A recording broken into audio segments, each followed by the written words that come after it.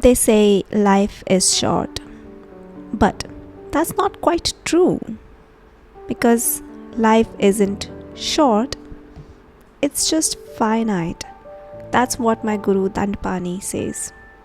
And once you understand the difference, you start to live with intention, with depth, and with peace. Let me explain it to you why life is not short but it is actually finite. Let's look at it simply.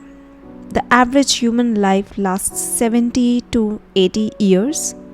That's over 25,000 days, and each day holds 86,400 seconds. Is that really short? Or is it just limited? Shortness is a matter of comparison, but finiteness means there is a boundary, a beginning, and end, and that makes time precious. The real problem is not that we don't have time, it's that we are not fully living the time we have. As Seneca, the Stoic philosopher, once said, it's not that we have a short time to live, but that we waste so much of it. Now imagine you are on a 7-day vacation. You wake up early to catch the sunrise, you savor your meals, you pause to soak it all in because you know it will end. Now imagine living in that same place forever. You start to rush again, postpone again. The urgency fades. What changed? Not time, not the place. What changed was your awareness of the limit. Life becomes meaningful because it ends.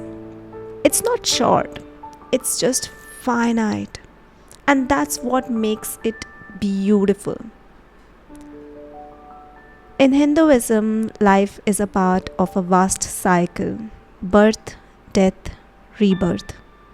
But even within the cycle, a human life is seen as a rare and sacred opportunity. In the Katha Upanishad, young Nichiketa meets Yama, the lord of death, and asks him what lies beyond. Yama replies, the body is temporary, but the self, the Atman, is eternal. To realize this truth, to awaken while in this body, that is the true purpose of life.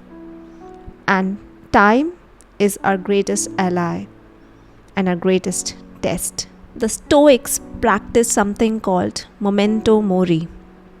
Remember, you must die. Not to live in fear, but to live with clarity. Marcus Aurelius wrote, you could leave life right now. Let that determine what you do, say, and think. The Stoics were not obsessed with death. They were devoted to meaning.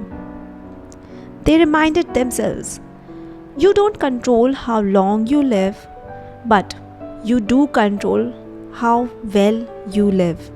Taoism teaches us to live like river, like water, soft, flowing, effortless.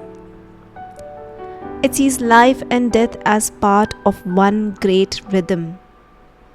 Lao Tzu said, life and death are one thread, the same line viewed from different sides. In Taoism, there is no panic about time. There is only presence, simplicity, and surrender.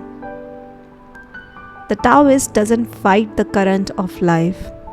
They flow with it, trusting that where they're going is where they're meant to be. And that brings us to something essential, which is surrender. The more we surrender to life, to God, to the universe, the more we begin to live fully in the present. Surrender is not weakness, it is trust, it is faith. Trust that we are not alone, that we are guided, that we are supported. The Bhagavad Gita says, abandon all forms of duty and simply surrender unto me. I will deliver you from all sin. Do not fear. Taoism echoes it. By letting go, it all gets done. And even the Stoics taught, accept what is beyond your control and you will find peace. Surrender frees us. It allows us to stop grasping and start living. So, how do we live wisely in a finite life? I've got a few points for you. Number 1, stop waiting. This moment is already worthy. Number 2, stop rushing.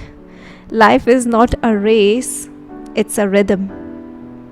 Number 3, stop fearing. You are being held.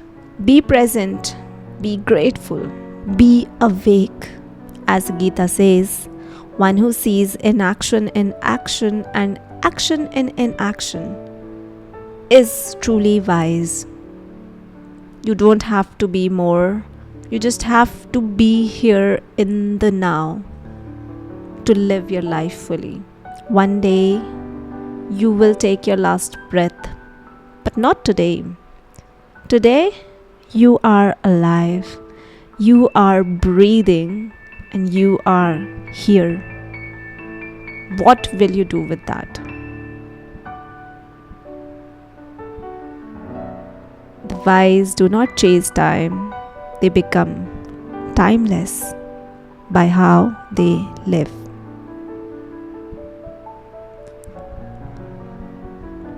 If this touched your heart, share it forward and subscribe for more timeless wisdom from the world's oldest philosophies to the soul within you. And until next time, I'll see you in my next video next week, next Tuesday. Thank you so much for watching.